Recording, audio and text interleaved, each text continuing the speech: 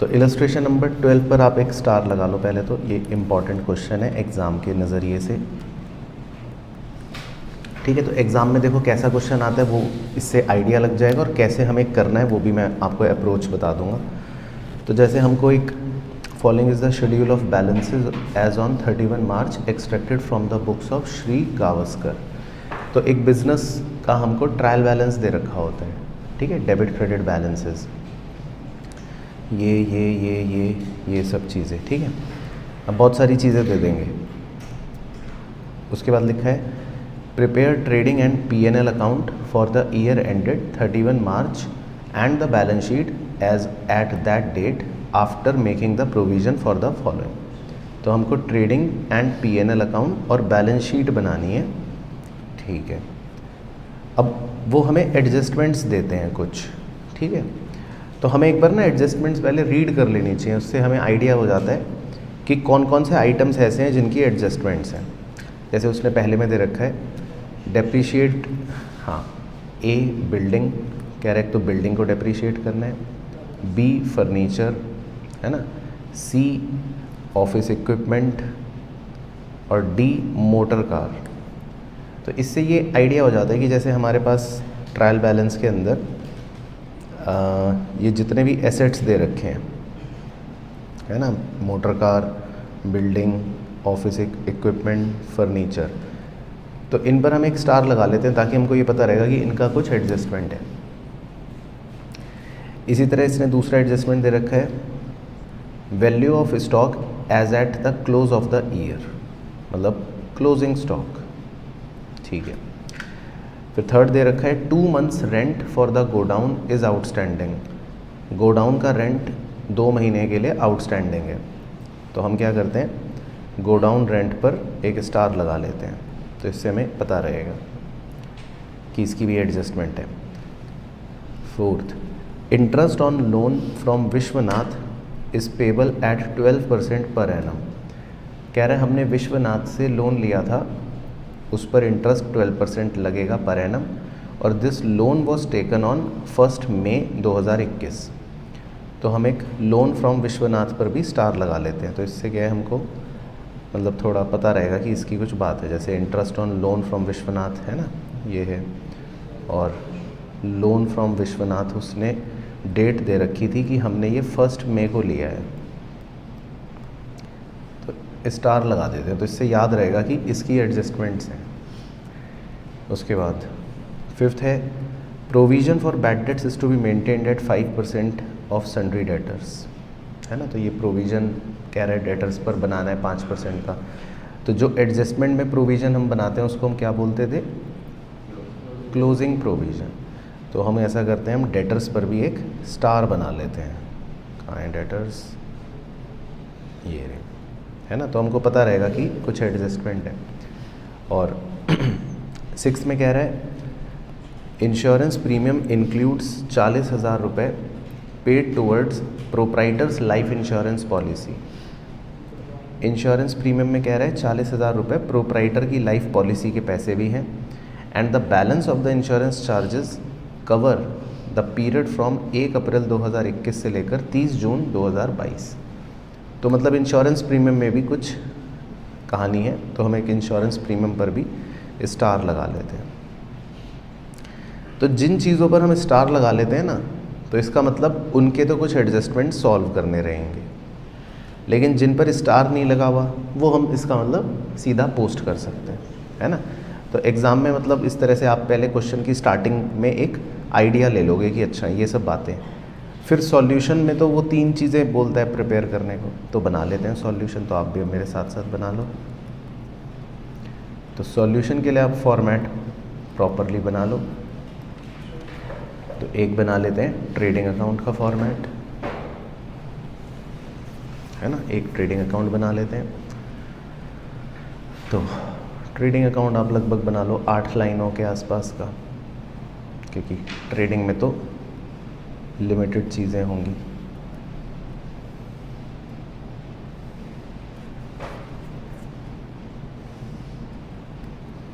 Debit credit,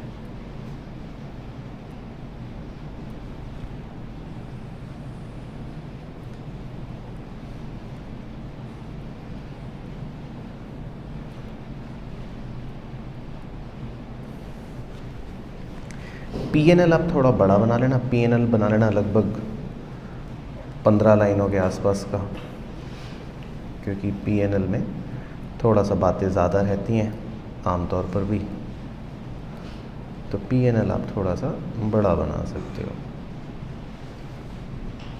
debit credit,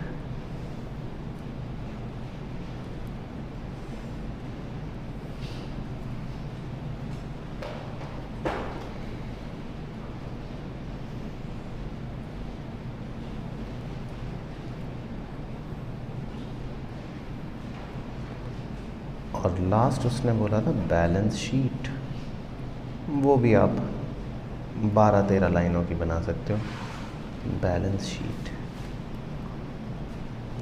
बाकी उसके नीचे वर्किंग नोट लिख लेना, उसमें आप किसी भी तरह से वर्किंग कर सकते हो, वर्किंग की कोई ख़ास इम्पोर्टेंस नहीं है उसमें। आप ज़रूरी नहीं है कि नीट काम ही करना है, जैसे मर्जी करो, बस अपने लिए एक वर्किंग बना लेंगे कि भाई कुछ बातें वर्किंग में समझनी होंगी तो देख लेंगे। तो ये बन गए ढांचे। बाकी वर्किंग नोट, उसमें कुछ समझना होगा तो देख लेंगे, ठीक है। तो दो अप्रोचेज़ होती हैं, एक अप्रोच होती है कि पहले एडजस्टमेंट सॉल्व कर लें सारी, फिर पोस्टिंग करें। दूसरी होती है कि पोस्टिंग करते चलें और जिस आइटम की एडजस्टमेंट आए उसको साथ साथ सॉल्व करते चलें। तो कैसे करें? साथ साथ करते रहते, तो पोस्टिंग करते रहते हैं, फिर जिस जिस आइटम की एडजस्टमेंट आती रहेगी साथ साथ करते रहेंगे ना। बेस्ट अप्रोच यही है वैसे, उससे टेंशन नहीं रहेगी। तो ऊपर से शुरू करते हैं पोस्टिंग। तो सबसे पहले हमको दे रखा है कैश इन हैंड और कैश एट बैंक, तो इन दोनों को कहाँ लिख लें? बैलेंस शीट में एसेट साइड पे, तो लिख लेते हैं कैश इन हैंड, है ना। फिगर आप भी बता देना एक बार अगर बुक से देख के, 14,000, और कैश एट बैंक 26,000, ठीक है। तो ये हो गया पहले पोस्टिंग। फिर उसके बाद है नेक्स्ट आइटम सन्ड्री डेटर्स। तो सन्ड्री डेटर्स 8,60,000 है, पर इसमें स्टार है तो इसके एडजस्टमेंट भी कर लेंगे, लेकिन पहले हम सन्ड्री डेटर लिख लेते हैं, अंदर लिख लेंगे पोस्टिंग। तो एसेट साइड पर सन्ड्री डेटर्स अंदर की तरफ लिख लेते हैं, सन्ड्री डेटर्स 8,60,000 अंदर लिख लेते हैं अभी, ठीक है। अब इससे रिलेटेड जितनी भी एडजस्टमेंट्स हैं या जो भी बातें हैं वो देख लेंगे। तो एक तो एडजस्टमेंट नंबर 5 है ना, उसने कहा था 5% प्रोविज़न बनाना है सन्ड्री डेटर्स पर, और एक उसने बैड डेट्स हमको ट्रायल बैलेंस के अंदर दे रखे हैं, तो इसको क्या बोलते थे हम? Old bad debts. और कुछ है, एक उसने प्रोविज़न फॉर बैड डेट्स भी दे रखा है, इसको क्या बोलते थे हम? ओपनिंग प्रोविज़न, ठीक है। तो ये भी डील हो जाएगा, ठीक है। बाकी न्यू बैड डेट्स कुछ दे नहीं रखे, क्योंकि न्यू बैड डेट्स होते थे जो एडजस्टमेंट में होते थे, तो वो तो कुछ है नहीं। तो पहले तो आप ये क्लोजिंग प्रोविज़न की फिगर कैलकुलेट कर दो, कितना आएगा? 5% ऑफ 8,60,000, 43,000, ठीक है। ये याद है, ठीक है। तो अब याद है वो पीएनएल में जो हमने फंडा लिखा था, तो हम लिखते थे 2 ओल्ड बैड डेट्स, तो वो कितने रुपए दे रखे हैं ट्रायल बैलेंस के अंदर? ये रहा 20,000, ठीक है। तो old bad debts 20,000, new bad debts कुछ है नहीं तो वो छोड़ दो, प्लस क्लोजिंग पीडीडी 43,000, ये हमने अभी अभी निकाल लिया, और माइनस ओपनिंग पीडीडी 30,000, ठीक। तो हमारा बाहर आंसर आ जाएगा 33,000, तो P&L में तो 33,000 आंसर आ गया। ठीक है, तो याद आ गया वही तरीका। और क्लोजिंग पीडीडी दूसरी जगह क्या प्रभाव डालेगा? सन्ड्री डेटर्स में से माइनस कर देते हैं, तो इसमें से हम माइनस कर देते हैं क्लोजिंग पीडीडी, क्योंकि यही एडजस्टमेंट है, बाकी तो एक ही जगह जानी थी बातें। तो -43, तो ये आ गया 8,17,000। ठीक है, तो सही हो गई कहानी। तो हम आइटम वाइज आइटम चल रहे हैं और एक एडजस्टमेंट सॉल्व हो गई है ना, तो जो एडजस्टमेंट सॉल्व हो गई अब वो कट हो जाएगी। नेक्स्ट आइटम दे रखा है हमको ओपनिंग स्टॉक 620, इसको कहाँ लिख लें? ट्रेडिंग में। To opening stock 620।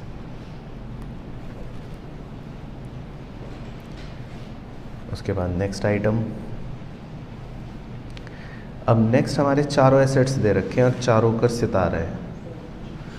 एक है फर्नीचर एंड फिक्सचर, एक है ऑफिस इक्विपमेंट, एक है बिल्डिंग और एक है मोटर कार। तो इसकी हमें एडजस्टमेंट नंबर ए दे रखी थी, मतलब फर्स्ट दे रखी थी, तो ये पूरी पढ़ लेते हैं। इसकी कैलकुलेशन आप निकाल लेना, फिर एक साथ ही लिख लेंगे। तो सबसे पहले तो कह रहा था building used by business depreciate करनी है 5%, तो कितना आ रहा है? 30,000। ठीक है, तो बिल्डिंग है, यहाँ लिख रहा हूँ, फिर एक साथ बाद में लिख लेंगे। बिल्डिंग का डेप आ गया 30,000। फर्नीचर एंड फिक्सचर बाय 10%, तो फर्नीचर और फिक्सचर का कितना आ रहा है? 21,400। लेकिन उसने एक कहानी और दे रखी है, तो अभी फ़िलहाल फर्नीचर एंड फिक्सचर कितना है हमारा? 2,14,000 का। ठीक है, आगे भी पढ़ लेते हैं। Comma, one steel table purchase during the year for 14,000 was sold for the same price but the sale proceeds were wrongly credited to sales account. हाँ, तो देखो इसमें ना गलती हो गई है, तो अब थोड़ा सा मतलब पहले इसको समझ लेते हैं, हरे रंग वाले को। अब हुआ ये कि हमने एक फर्नीचर ख़रीदा था, मतलब एक स्टील टेबल ख़रीदी थी 14,000 की, और हमने उसको सेम दाम पर ही 14,000 का ही बेच दिया। लेकिन गलती यहाँ से हुई बट के बाद। बट के बाद से पढ़ना है, क्या हो गया? But the sale proceeds were wrongly credited to sales account. तो हुआ ये कि जो हमने 14,000 की ये फर्नीचर बेची, इसको हमने गलती से सेल्स अकाउंट में लिख लिया, ज़्यादा कर लिया एक तरह से, मतलब हमने समझ लिया सेल हो गई, जबकि ये हमने एसेट बेचा 14,000 का। तो पहले हम इसको रेक्टिफाई करते, तो रेक्टिफाई करने के लिए मैं कुछ करूँगा, फिर आप बताना हाँ कि आप सहमत हो कि नहीं। अब सेल्स के अंदर मैंने 14,000 जोड़ रखे हैं फालतू के, तो मैं ऐसा कर रहा हूँ कि सेल्स की फ़िगर को अब 23 लाख ना मानकर पहले इसको ठीक कर लेता हूँ। तो सेल्स की फ़िगर को मैं 22,86,000 मानूंगा, है ना। सेल्स की फ़िगर को 22,86,000 मान लूँगा, क्योंकि ये सेल्स नहीं थी, हमने जो फर्नीचर बेचा, तो क्रेडिट साइड से 14,000 ये कम हो गए।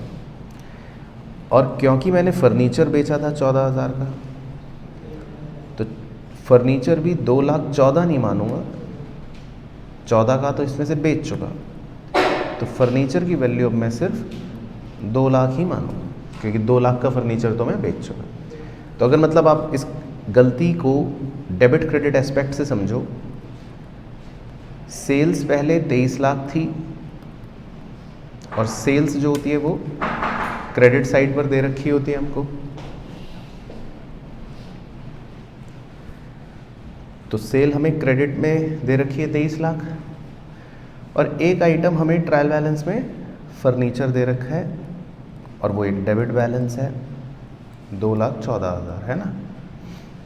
तो अगर हम ट्रायल बैलेंस की इक्वालिटी के हिसाब से देखें, हमने सेल को भी 14,000 कम कर दिया, तो क्रेडिट साइड कम हो गई, और अब हमने फर्नीचर को भी 14,000 कम कर दिया, तो डेबिट साइड भी कम हो गई, तो टोटलिटी वापस से सही हो गई, मैच हो गई। तो हमने एक एरर कर रखा था बेसिकली, ये एक रेक्टिफिकेशन हो गया, है ना। हमने ये एरर कर रखा था कि 14,000 का जो फर्नीचर बेचा उसको हमने गलती से ये मान लिया था कि ये सेल है ना, ये सेल हो, जबकि ऐसा तो नहीं है। तो इसीलिए सेल को भी 14,000 हटाया कि सेल नहीं है, और फर्नीचर में से 14,000 कम करे क्योंकि फर्नीचर बिका है, सेल नहीं हुई, फर्नीचर कम हुआ है। तो इस पॉइंट की वजह से अब क्या हो गया कि जब मैं अब ट्रेडिंग अकाउंट में सेल्स लिखूंगा, है ना, तो आप सेल्स की फिगर को कितना लिखना, ये लिखना 2286। और अब जब फर्नीचर की भी वैल्यू आप बैलेंस शीट में लिखोगे, या मतलब अब जब फर्नीचर के लिए डेप्रीसिएशन भी अगर कैलकुलेट करोगे तो आप कितनी वैल्यू कैलकुलेट करोगे, 2 लाख। तो ये हो गया। तो अब आप निकाल लो डेप्रीसिएशन की, अब कितना आएगा, 20,000। 2 लाख का 10% आ जाएगा 20,000। तो फर्नीचर के ऊपर में उसका डेप्रीसिएशन 20,000 लिख लेते हैं। ठीक है, समझ आ गया। उसके बाद सी, अब सी भी पूरा पढ़ेंगे। सी में भी देखो एक कहानी है, office equipment by 15%। Office equipment हमने 15% कह रहे हैं डेप्रीशिएट करना है, लेकिन इसमें भी एक गलती दे रहा है, purchase of typewriter during the year 40,000। हमने एक टाइपराइटर खरीदा 40,000 का, है ना, मतलब एक इक्विपमेंट खरीदा, और कह रहे has been wrongly debited to purchase, और हमने इसको गलती से परचेज समझ लिया, जबकि ये तो ऑफिस इक्विपमेंट खरीदा, एसेट है, हाँ, और हमने इसको परचेज समझ लिया। तो अब देखो हम क्या करते हैं, 40,000 का, बिल्कुल सही। तो अब जो ये परचेज है 14 लाख की, हम इसको अब 14 लाख नहीं मानेंगे, हम इसको 13,60,000 ही लिखेंगे अब ट्रेडिंग अकाउंट में, है ना। अब माइंड में आप ये देखो, हमने एक डेबिट साइड कम कर दी ट्रायल बैलेंस की, है ना, लेकिन क्योंकि ये ऑफिस इक्विपमेंट है, हमने तो ऑफिस इक्विपमेंट खरीदा है, तो ये ऑफिस इक्विपमेंट क्योंकि खरीदा है तो ऑफिस इक्विपमेंट बढ़ जाएगी। तो अब हम इसको 1,60,000 नहीं मानेंगे, ऑफिस इक्विपमेंट को 2 लाख मानेंगे। तो इसका मतलब हमने डेबिट साइड पर ही बढ़ा भी दिया। तो देखो अगर आप ट्रायल बैलेंस की क्वालिटी देखो तो मैच हो जाएगी, डेबिट साइड ही कम हुई, डेबिट साइड ही बढ़ गई, तो मैच होगा। लेकिन अब हमारा ऑफिस इक्विपमेंट कितना माना जाएगा, 2 लाख। तो अब आपको 2 लाख का 15% निकालना है, 30,000। तो ऑफिस इक्विपमेंट का जो डेप आएगा वो 30,000 लेंगे। और D, motor car by 20%। Motor car पर कह रहा है 20% डेप, तो मोटर कार है आपकी ये रही 2 लाख की, तो 40,000। तो अब आप ये चारों डेप जोड़ लो, फिर हम एक साथ पीएनएल में लिख लेंगे, 30,000 और 20,000 और 30,000 और 40,000, तो 1,20,000। तो बिल्डिंग, फर्नीचर, ऑफिस इक्विपमेंट और मोटर कार, ये चारों का डेप आ गया 1,20,000। ठीक है, तो पीएनएल में लिख लेते हैं टू डेप्रीसिएशन 1,20,000, सॉरी 1,20,000। ठीक है, सारे का डेप आ गया। और दूसरा इफेक्ट इनका कहाँ पड़ेगा, बैलेंस शीट में। तो बैलेंस शीट में हम एक एक आइटम सही सही लिख लेते हैं। बिल्डिंग 6 लाख की थी, माइनस 30,000, 570। मोटर कार 2 लाख की थी, माइनस 40,000, 160। ऑफिस इक्विपमेंट, अब ऑफिस इक्विपमेंट आप सही फिगर लिखना, 2 लाख, है ना, जो हमने चेंज करके लिखा था, सितारा लगाया तो, माइनस 30,000 इसका डेप, तो 170। और ऐसे ही फर्नीचर भी आप सही वैल्यू लिखना, 2 लाख, है ना, जो हमने चेंज करके लिखी थी, माइनस 20,000 इसका डेप, तो 180। तो हमारे चारों एसेट्स डेप्रीशिएट हो गए।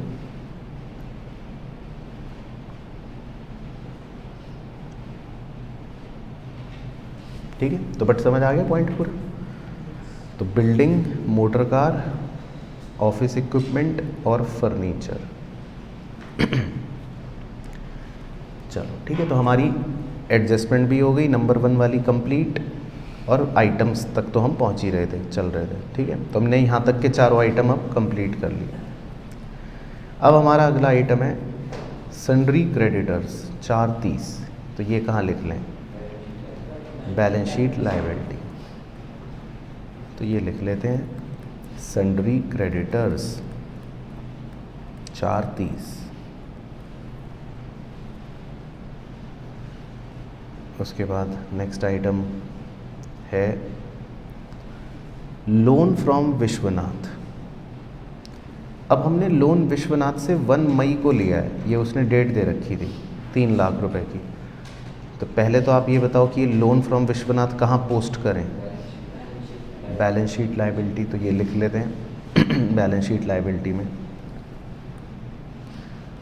लोन फ्रॉम विश्वनाथ 3 लाख, है ना।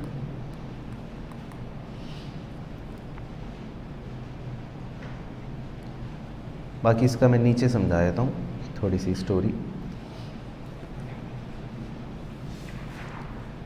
तो हमने 1 मई को लोन लिया है विश्वनाथ से 3 लाख रुपए का, और हमें ये दिया था कि विश्वनाथ के लोन पर कितना % हम ब्याज देंगे, 12%, है ना, ये एडजस्टमेंट में दिया था। तो हमें कितना इंटरेस्ट उसको देना चाहिए ये निकालता हूँ।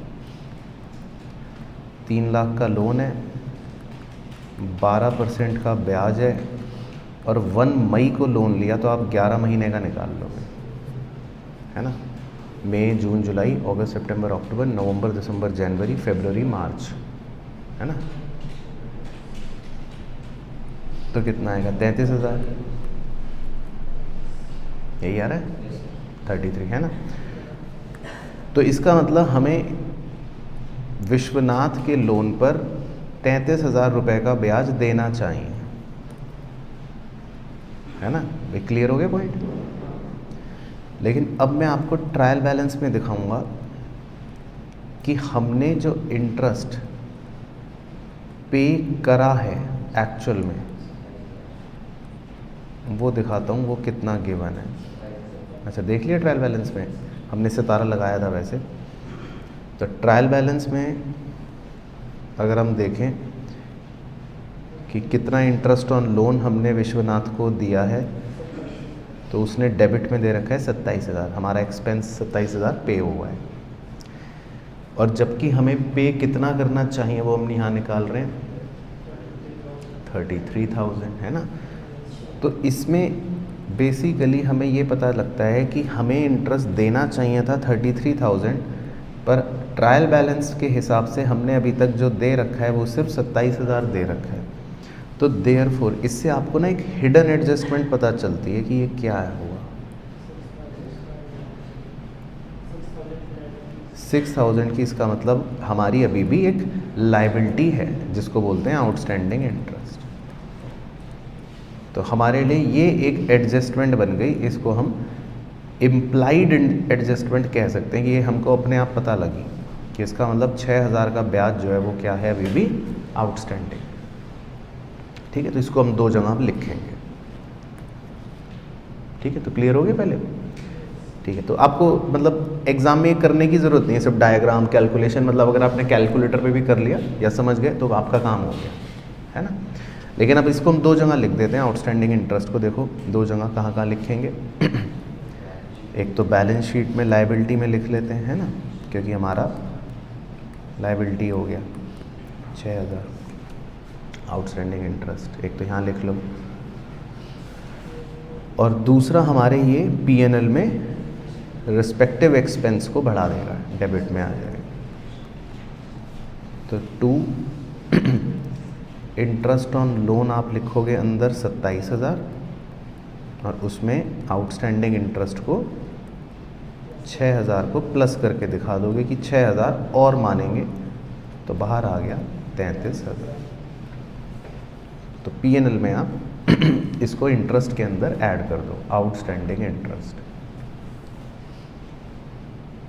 ठीक है, तो मतलब ये आपका पॉइंट, ये भी एक एडजस्टमेंट थी, वो भी सॉल्व हो गई आउटस्टैंडिंग इंटरेस्ट की। तो हमारी देखो 3 एडजस्टमेंट तक तो हम सॉल्व हो गई और आइटम भी यहाँ तक हम पहुँच चुके हैं, लोन फ्रॉम विश्वनाथ।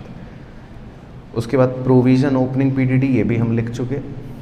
अब नेक्स्ट 2 आइटम इकट्ठे लिख लेते हैं, परचेज और परचेज रिटर्न। अब परचेज आप कितनी लिखोगे, सही वाली फिगर 1360 है ना, 1360 लिखनी है, और परचेज रिटर्न 26,000। तो ये दोनों कहाँ लिख लें, ट्रेडिंग में लिख लेते हैं। तो टू परचेज 1360 ही लिखना, सही फिगर, माइनस रिटर्न्स 26,000, तो ये आ गई 1334।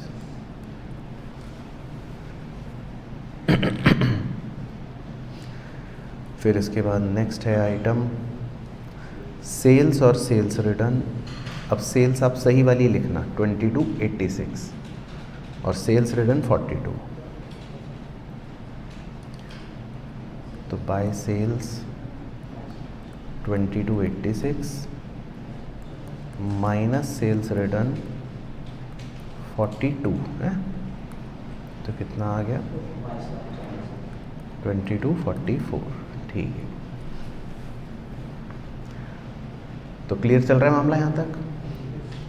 उसके बाद नेक्स्ट आइटम दे रखा है उसने सैलरीज 1,10,000, तो ये कहाँ लिखेंगे, P&L में, क्योंकि ये एक इनडायरेक्ट एक्सपेंस हो गया। To salaries 1,10,000। इसके बाद नेक्स्ट आइटम है रेंट फॉर गोडाउन। इस पर 17 लगा है, तो इसका मतलब इसका कुछ होगा एडजस्टमेंट, 55,000 रुपये है ना। तो इसकी एडजस्टमेंट पढ़ लेते हैं, रेंट की एरी।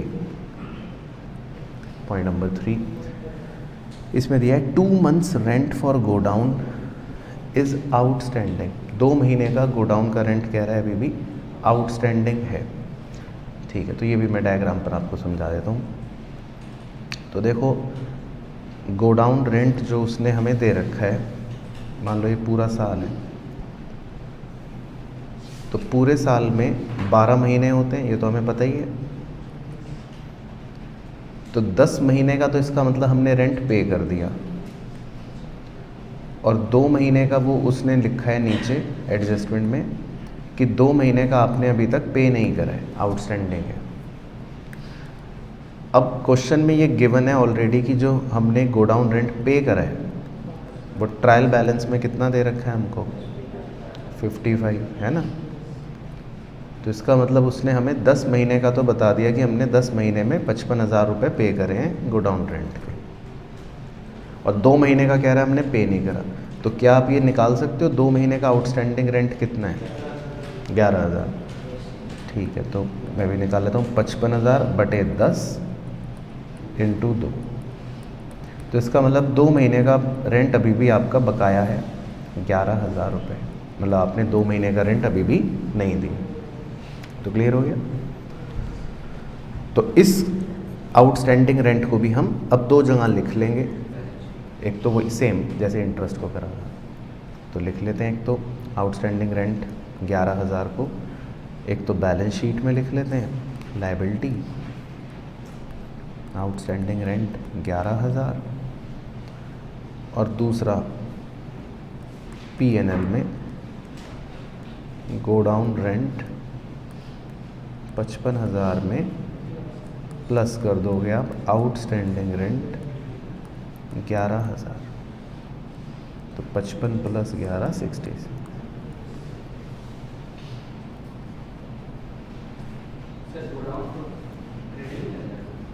नहीं, गोडाउन रेंट जो होता है वो तो एक तरह से स्टोरेज का खर्चा है ना, तो ये एक इनडायरेक्ट खर्चा होता है, रेंट ऑफ गोडाउन।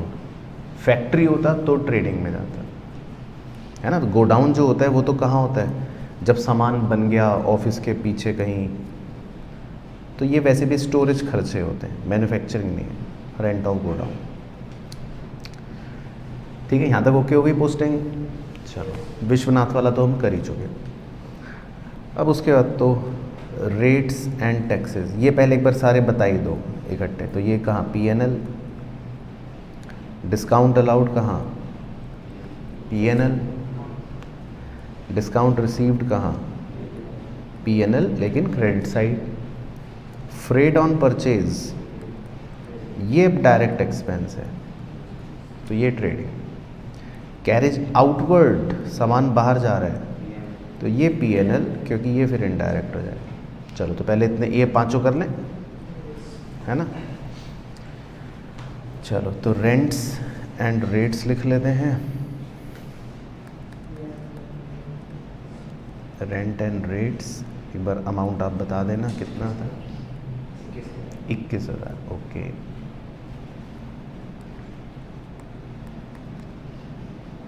उसके बाद टू डिस्काउंट अलाउड 24,000, हाँ 24,000। उसके बाद बाय डिस्काउंट रिसीव्ड 16,000।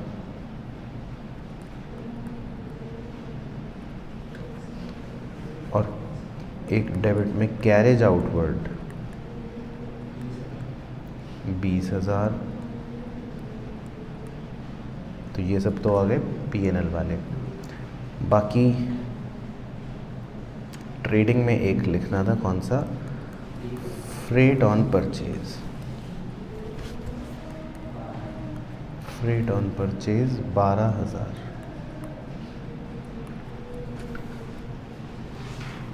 है ना, तो ये हमारा ट्रेडिंग में आ गया। ठीक है ना, तो ये देखो अच्छा क्वेश्चन है एग्ज़ाम का, 15 नंबर का। एक बच्चा पूछ रहा है सर कितने नंबर का आएगा, 15 नंबर का। उसके बाद ड्राइंग्स 1B से, कैपिटल से माइनस कर देंगे। तो कैपिटल भी लिख ही लेते हैं, पहले नीचे दे रखी है, कैपिटल दे रखी है 16,20,000। तो कैपिटल भी लिख लेते हैं और ड्राइंग भी लिख लेते हैं बैलेंस शीट में। तो कैपिटल 16,20,000, उसमें से माइनस कर देते हैं ड्राइंग 1,20,000। हाँ मतलब अभी तो और भी जो आएंगी कर देंगे, अभी फ़िलहाल इतना कर।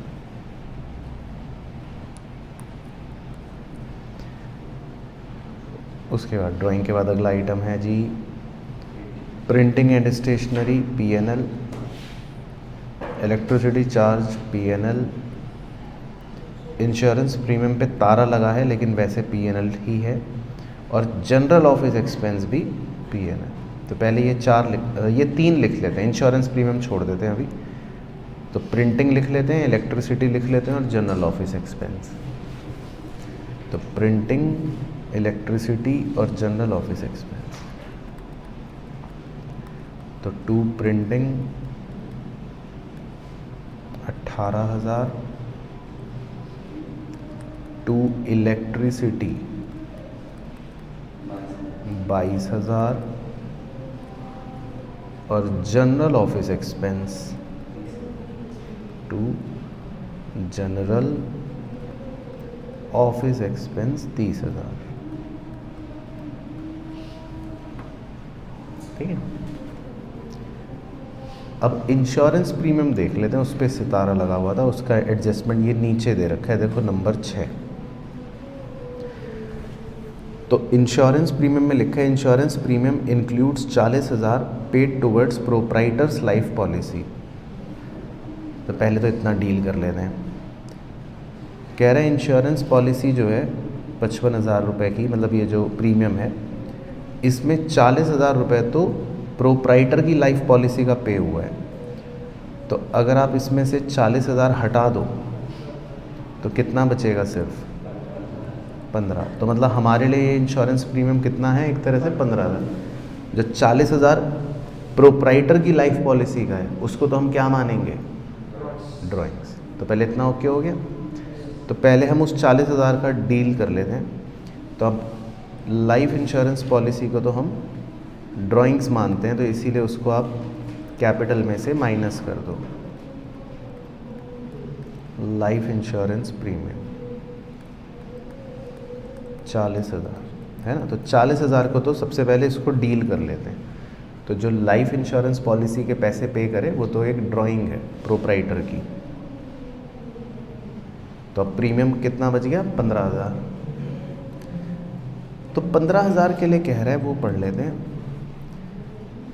कि the balance of insurance charges cover the period from 1 April 2021 to 30 June 2022। तो डायग्राम पर समझा देता हूँ। कह रहा है कि जो बचे हुए आपने इंश्योरेंस के पैसे पे करें, मतलब जो आपने 15,000 रुपये पे करें, उसकी वैलिडिटी 1 अप्रैल 2021 से लेकर 30 जून 2022 तक की है। तो मतलब मैंने इंश्योरेंस प्रीमियम पे कर दिया 15,000 रुपये का, है ना, और उसकी वैलिडिटी 1 अप्रैल से लेकर 30 जून 2022 तक की कह रहा है। लेकिन मेरा ईयर एंड तो कब हो जाएगा? 31 मार्च को ही एंड हो जाएगा, 12 महीने बाद। तो इससे मुझे ये पता चल रहा है इसकी इस कहानी से कि इसका मतलब अगले फाइनेंशियल ईयर का जो अप्रैल का महीना है, मई का महीना है और जून का महीना है, 3 महीने का इसका मतलब प्रीमियम जो है मैंने एडवांस में पे करा है 3 मंथ्स का। तो आपने टोटल इसका मतलब 15 महीने का प्रीमियम पे कर रखा है 15,000 रुपये। उसकी स्टोरी से ये समझ आ गया, तो सबको क्लियर है उसकी स्टोरी से? ठीक है। तो अब जो 3 महीने का हमने पे करा उसको हम क्या बोलेंगे? Prepaid insurance. तो आप 3 महीने का निकाल सकते हो कितना आएगा? 3,000। हाँ, सिंपल है, क्योंकि पूरे 15 महीने का 15,000, तो 3 महीने का 3,000। तो इसका मतलब हमने 3,000 रुपये इंश्योरेंस प्रीपे कर रखा है। तो क्लियर हो गया, समझ आ गया? तो इसको अब 2 जगह लिखेंगे हम प्रीपेड इंश्योरेंस को। अब ये एडजस्टमेंट बन गई, ये 2 जगह लिखी जाएगी। कहाँ कहाँ? Asset side of balance sheet, तो वहाँ लिख लेते हैं एक तो प्रीपेड इंश्योरेंस 3,000, और दूसरा जो हम इंश्योरेंस प्रीमियम लिखेंगे 15,000, अंदर लिखेंगे इंश्योरेंस प्रीमियम 15,000, उसमें से ये 3,000 प्रीपेड को हटा देंगे क्योंकि ये हमारा इस साल का खर्चा नहीं है। तो बाहर आएगा इंश्योरेंस प्रीमियम सिर्फ 12,000, है ना। तो मतलब पहले इतनी हो गई बात, ठीक है। तो क्लियर हो गया इंश्योरेंस प्रीमियम भी। तो 3,000 का इसका मतलब प्रीपेड है। चलो, फिर उसके बाद एडजस्टमेंट सारी हो गई, बस एक एडजस्टमेंट 2 बची है, वो भी क्लोज कर देते हैं। क्लोजिंग स्टॉक 440, तो ये 2 जगह कहाँ कहाँ लिखे हैं? एक तो ट्रेडिंग अकाउंट में लिख लेते हैं, है ना, बाय क्लोजिंग स्टॉक 440, और एक बैलेंस शीट में लिख लेते हैं क्लोजिंग स्टॉक 440।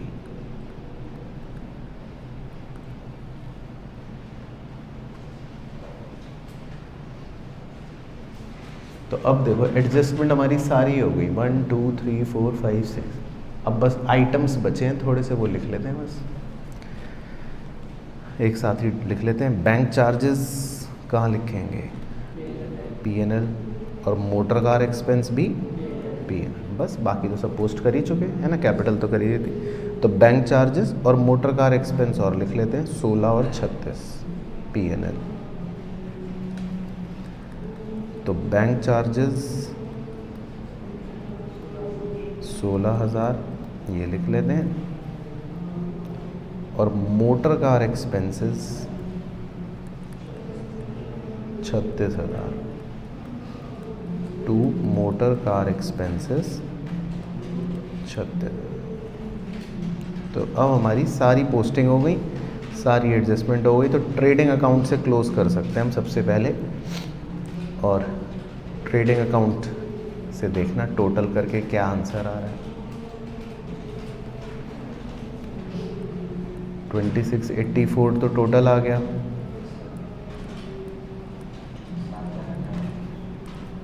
तो बैलेंस कितना बचा? 7,18,000। ठीक है, तो to gross profit 7,18,000।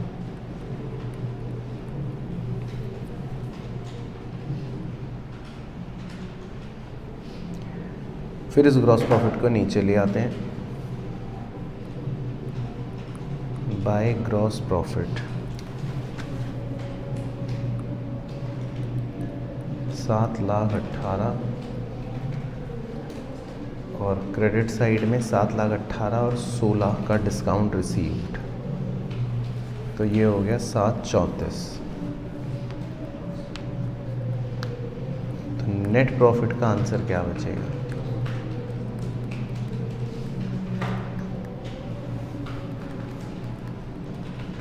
Net profit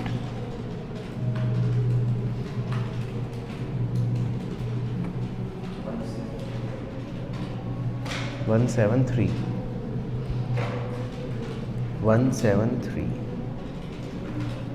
net profit.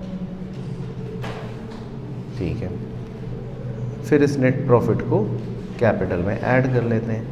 173 plus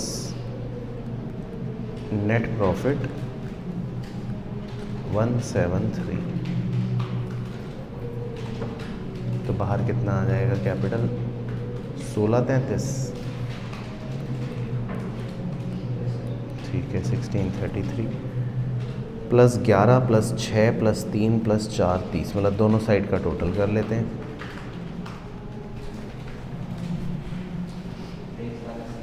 23,80,000। 23,80,000। ठीक है, 23,80,000। ठीक है, तो बस दोनों साइड टैली होगी, बट समझ आ गया कहानी?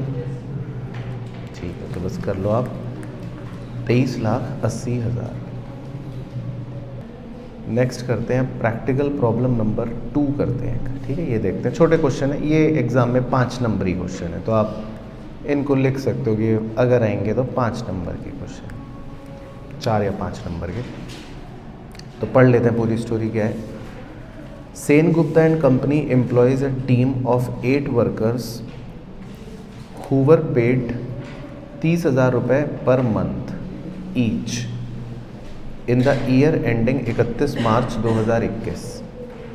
Eight the starting of financial year 2021-22 the company raised their salaries by 10% to 33,000 रुपये पर मंथ ईच। ठीक है, तो इनकी सैलरी अगले साल बढ़ा दी। On 1 October 2021 the company hired 2 trainees at a salary of 21,000 per month each. The workforce are paid salary on the first working day of every month, 1 month in arrear. ठीक है, तो इसका मतलब है कि 1 मंथ इन अरियर का मतलब है कि भाई कंपनी जो है, आगे जैसे समझा भी रखा है कि अगर एम्प्लॉय जनवरी के महीने में काम करते हैं तो उनकी तनख्वाह कब मिलती है? पहले हफ्ते में, मतलब पहले दिन ऑफ फरवरी। तो जनवरी में काम करो तो पैसा मिलेगा फरवरी में। ठीक है, अब वो कह रहा है you are required to calculate, 3 चीज़ें निकालनी है। Amount of salary which would be charge to the PNL for the year ended 31 March 2022। ठीक है, निकाल लेंगे अभी। Amount actually paid as a salary during 2021-22। ठीक है, 21-22 में कह रहा है आपने कितना पे करा है वो भी बताओ। ठीक है, वो बता देंगे। और outstanding salary as on 31 March 2022 कह रहा है वो भी बताओ। ठीक, तो सब बता देंगे, कोई टेंशन वाली बात नहीं है। मैं डायग्राम बना देता हूँ, ज़रूरत नहीं है एग्ज़ाम के लिए, लेकिन ऐसे ही। तो देखो भाई, पिछले साल प्रीवियस ईयर में कंपनी के पास 8 एम्प्लॉयज़ थे और पिछले साल कंपनी कितनी तनख्वाह पे करती थी? 30,000 रुपये महीना सबको ईच। अब इस साल से हमारा मेन कार्यक्रम शुरू हो रहा है यहाँ से 1 अप्रैल 2021 से शुरू कर देना। इसको थोड़ा बड़ा बना लेते हैं, 31 मार्च 2022। अब इस साल से अप्रैल से कंपनी ने कहा कि भाई अब इनकी तनख्वाह कितनी हो जाएगी, 8 एम्प्लॉयज़ की 33,000। तो इस साल से इनकी तनख्वाह 33,000 रुपये प्रति माह हो गई ईच, ठीक है। और इसके अलावा कंपनी ने 1 अक्टूबर को 2 ट्रेनीज़ और हायर कर लिए। तो 1 अक्टूबर मतलब 6 महीने के बाद। तो 1 अक्टूबर को कंपनी ने 6 ट्रेनीज़ और हायर करें। इनकी तनख्वाह कितनी रखी कंपनी ने, 21,000 रुपये पर मंथ ईच। तो पहला तो बड़ा सिंपल है, कह रहा है कि भाई इस साल का खर्चा बताओ कितना, तो निकाल लेते हैं। इस साल का खर्चा तो बहुत ही सिंपल हो गया। तो 8 एम्प्लॉयज़ को आप 33,000 रुपये महीने की तनख्वाह देते हो ईच, निकालो अपने आप। और 6 ट्रेनीज़ को आपने अक्टूबर से 21,000 रुपये महीने की तनख्वाह पे रखा ईच। तो चलो मतलब आप भी निकालो, मैं भी निकालता हूँ कि एक्सपेंस टू बी चार्ज्ड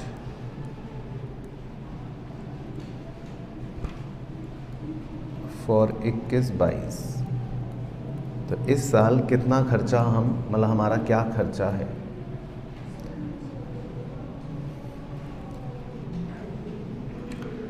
तो 8 एम्प्लॉयज़ को 33,000 रुपये महीने के दे रहे हो आप। तो पूरे साल दिए 12 महीने, कितना हो गया, 31,61,000, ठीक है। और 6 ट्रेनीज़ को 21,000 रुपये हर महीने दे रहे हो, लेकिन वो सिर्फ आपने अक्टूबर में रखे थे 6 महीने। तो कितना आएगा,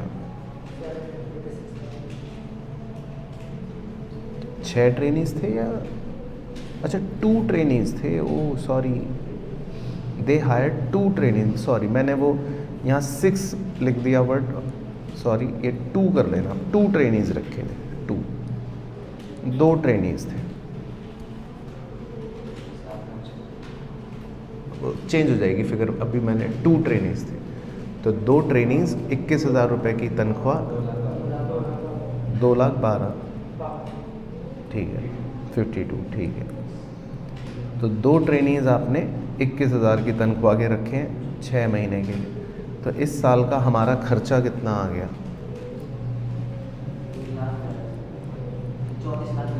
34,20,000, ठीक। तो पहले पार्ट का तो ये आंसर है कि इस साल का हमारा खर्चा आ गया 34,20,000। ये तो हो गया पहले पार्ट का आंसर कि इस साल का खर्चा कितना। तो इस साल का खर्चा 34,20,000।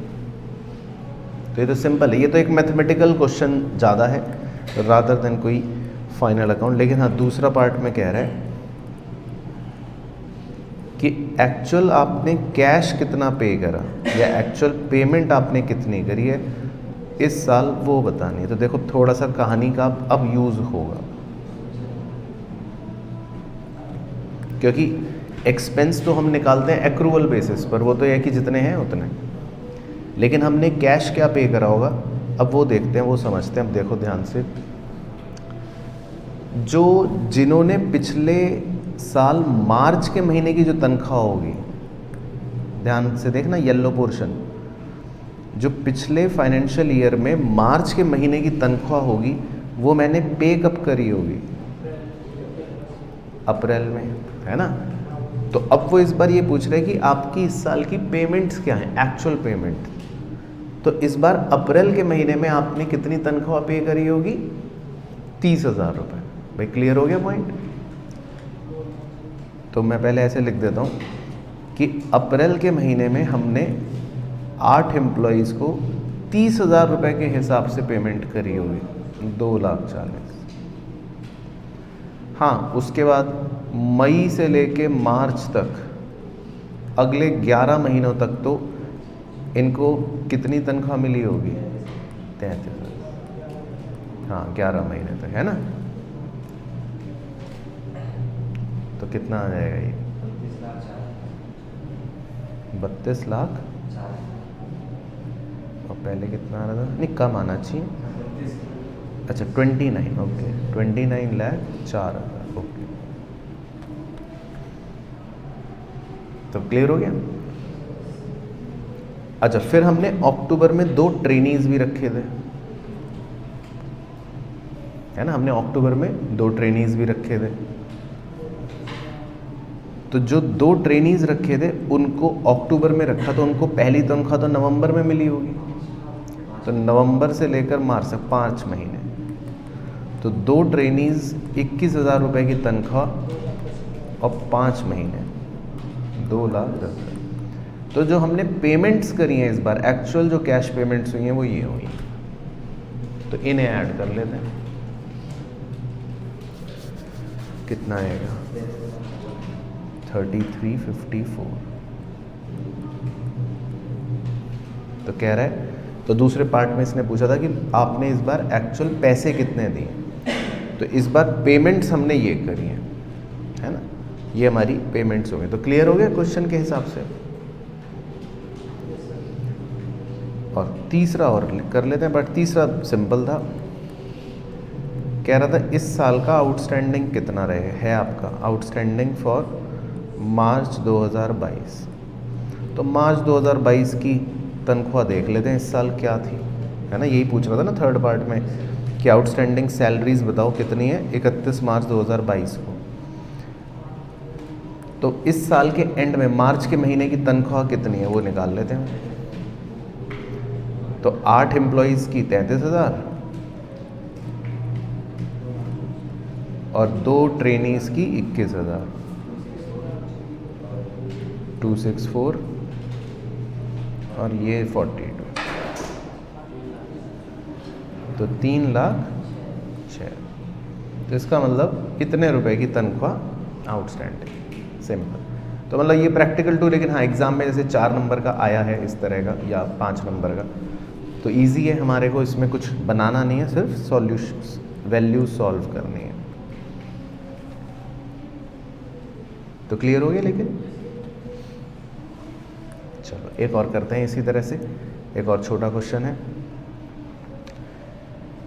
प्रैक्टिकल प्रॉब्लम नंबर 5 करते हैं इस पर। लेकिन आप एक स्टार लगा सकते हो, मतलब है छोटा लेकिन अच्छा क्वेश्चन है एग्ज़ाम के नज़रिए से। 5 नंबर का है ये भी क्वेश्चन। इसमें लिखा है mister Birla is a proprietor engaged in business of trading electronics. तो मिस्टर बिरला एक प्रोप्राइटर हैं, ट्रेडिंग इलेक्ट्रॉनिक्स में, मतलब इलेक्ट्रॉनिक्स में व्यापार करते हैं। An extract from his trading and P&L account is as follows. तो एक एक्सट्रैक्ट दे रखा है उनके ट्रेडिंग और P&L का, ठीक है, तो वो देख लेते हैं क्या है। तो इसमें देखो डेबिट में दे रखा है कॉस्ट ऑफ गुड सोल्ड, ठीक है, क्रेडिट में दे रखा है बाय सेल्स, लेकिन वो मिसिंग है। अब ऑब्वियसली डेबिट में क्योंकि कॉस्ट ऑफ गुड सोल्ड दे दिया तो और कुछ तो दे बचा ही नहीं, तो सिर्फ क्या आएगा आंसर, टू ग्रॉस प्रॉफिट, वो भी मिसिंग है डी। और ट्रेडिंग अकाउंट का जो टोटल है वो भी मिसिंग है एफ, मतलब ये इतना हिस्सा जो है ये ट्रेडिंग अकाउंट दे रखा है, तो इसमें मिसिंग फिगर है। फिर ग्रॉस प्रॉफिट के नीचे भी ये P&L अकाउंट है, मतलब ये वाला हिस्सा, तो इसमें ग्रॉस प्रॉफिट हमें नहीं दे रखा, डी मिसिंग है। मिसलीनियस इनकम ई, ये भी मिसिंग है। लेकिन डेबिट में कुछ खर्चे दे रखे हैं, रेंट है 26 लाख, ऑफिस एक्सपेंस है 13 लाख, सेलिंग एक्सपेंस मिसिंग है, वो बी दे रखा है। तो ये सब मिसिंग फिगर्स हैं कुछ कुछ। फिर उसने कमीशन दे दिया टू मैनेजर, तो हमने ये एडजस्टमेंट एक लिखी थी, याद हो अगर आपको, तो कमीशन टू मैनेजर, और ब्रैकेट में उसने ये दे रखा है on the net profit before charging such commission. तो इसका मतलब है कि ये बिफोर चार्जिंग सच कमीशन का मतलब है रेट अपॉन 100 करके निकाला गया होगा खाली। अगर आफ्टर चार्जिंग होता तो इसका मतलब इन्होंने रेट अपॉन 100 प्लस रेट करा होता। तो खैर ये नॉर्मल कमीशन निकाला गया है रेट अपॉन 100 करके, वो कमीशन उन्होंने दे रखा है 2 लाख है। बाकी नेट प्रॉफिट भी फिर मिसिंग है। और ये टोटल दे रखा है, चलो एक दे रखा है, जी मिसिंग दे रखा है। जी मिसिंग मैं बता सकता हूँ कि जी मिसिंग फिगर कितनी होगी, 60 लाख, क्योंकि उधर का टोटल दे रखा है तो फिर इसका मतलब इधर का टोटल भी 60 लाख ही होगा। तो जी चलो हम लिख सकते हैं, आप अभी फ़िलहाल के लिए ऐसे लिख लें, ठीक है। तो यहाँ तक हो गया। अब उसने कुछ बातें दे रखी हैं, चलो। तो सबसे पहले तो उसने कमीशन का रेट बता दिया, तो हमारे लिए मज़ा आ गया। कह रहा है commission is charge at the rate of 10%। Okay, तो इसका मतलब ये जो उसने कमीशन निकाल रखा है ना, of the net profit before charging such commission, ये 10% रेट पर निकाला है। तो ये मैं थोड़ा सा सॉल्व कर देता हूँ एक बार, जस्ट आपके उसके लिए, कि मैनेजर कमीशन का हमने जब एडजस्टमेंट सीखा था तो उसका फॉर्मूला मैंने ऐसे लिखवाया था कि rate upon 100 into net profit before commission, कि मतलब कमीशन देने से पहले जो नेट प्रॉफिट है वो। तो अब इस क्वेश्चन में उसने मैनेजर कमीशन दे रखा है कितना है, 2 लाख। रेट भी दे रखा है, कह रहा है मैंने 10% लगाया है। तो हम इससे ये पता लगा सकते हैं कि नेट प्रॉफिट जो है बिफोर कमीशन, मतलब कमीशन देने से पहले कितना रहा होगा, हम ये पता लगा 20 लाख। तो हमें कम से कम ये पता चल गया कि नेट प्रॉफिट कमीशन देने से पहले बिफोर कमीशन 20 लाख है।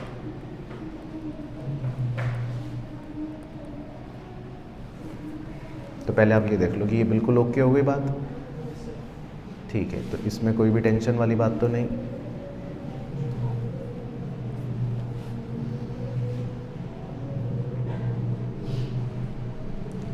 लेकिन इसको निकाल के भी मेरा पूरा पर्पस सॉल्व नहीं हो रहा, क्योंकि ये कोई मिसिंग फिगर नहीं है भाई। मुझे ये पता लग गया कि net profit before commission 20 lakh है, लेकिन ये तो मेरा एक तरह से ये प्रॉफिट पता चला कि कमीशन से पहले, कमीशन देने से पहले कितना प्रॉफिट था वो पता चल गया कि कमीशन देने से पहले कितना प्रॉफिट था, 20 लाख।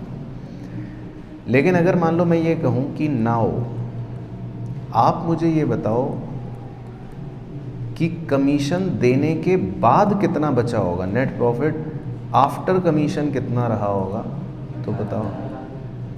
हाँ, तो वो हमारे लिए इम्पोर्टेंट है, क्योंकि हमने 2 लाख तो कमीशन दे दिया मैनेजर को, तो कमीशन देने के बाद कितना नेट प्रॉफिट बच गया, 18 लाख। तो ये निकालना मतलब आपका पहली अचीवमेंट हो गई कि चलो कमीशन देने के बाद नेट प्रॉफिट है 18 लाख। तो क्लियर हो गया सबको, कोई भी दिक्कत तो नहीं। तो अब आपको एक चीज़ पता चल गई, ये ए पता चल गया।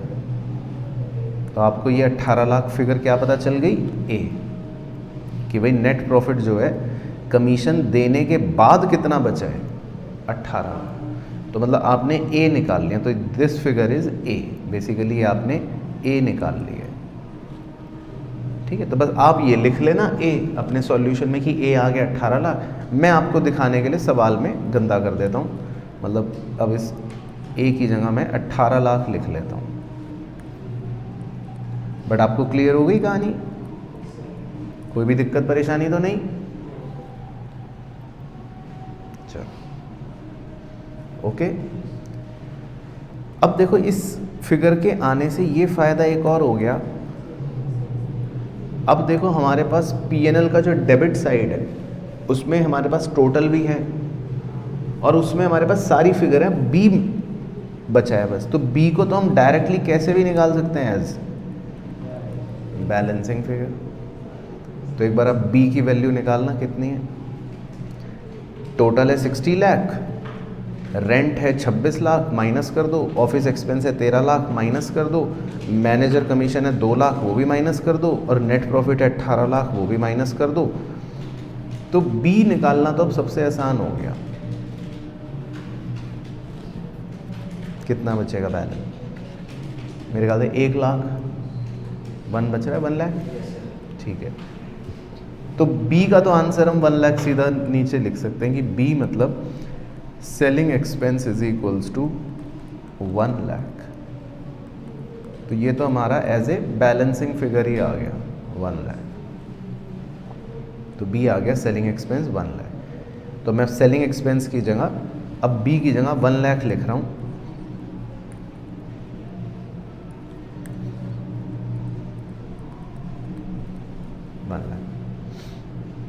तो क्लियर हो गया?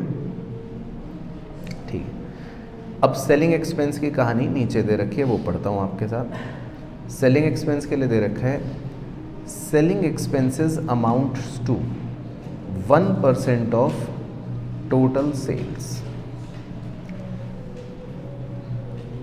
तो देखो सेलिंग एक्सपेंस आपका 1 लाख है और कह रहे हैं सेलिंग एक्सपेंस जो है वो 1% है ऑफ टोटल सेल्स। तो कितना इजी हो गया अब आपके लिए? 1 करोड़, क्योंकि सेलिंग एक्सपेंस है 1% ऑफ टोटल सेल्स और सेलिंग एक्सपेंस है 1 लाख। तो आप इससे फटाफट ये निकाल सकते हो कि टोटल सेल्स कितनी आ गई। तो टोटल सेल्स कितनी आ गई? 1 करोड़। तो टोटल सेल्स 1 करोड़ जो है ये इसका मतलब हमने क्या निकाल लिया? सी निकाल लिया। ठीक है। तो टोटल सेल्स 1 करोड़ आप लिख लो कि ये हमारा सी भी आ गया।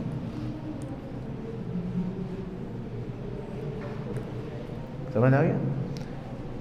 तो मैं अब आपको दिखाने के लिए सी की जगह 1 करोड़ लिख लेता हूँ। तो सी को अब मैं लिख लेता हूँ 1 करोड़। तो ये तो और बड़े मज़े आ गए। अब सी 1 करोड़ आ गया तो टोटल भी एफ भी 1 करोड़ ही है, क्योंकि और तो कुछ है ही नहीं। तो एफ तो हम डायरेक्टली 1 करोड़ लिख लेते हैं। तो एफ आ गया 1 करोड़ और एफ 1 करोड़ आ गया, टोटल 1 करोड़ आ गया। तो ग्रॉस प्रॉफिट डी भी आपका आ जाएगा वैसे बैलेंसिंग फिगर 55 लाख। तो डी की जगह मैं लिख लेता हूँ 55 लाख।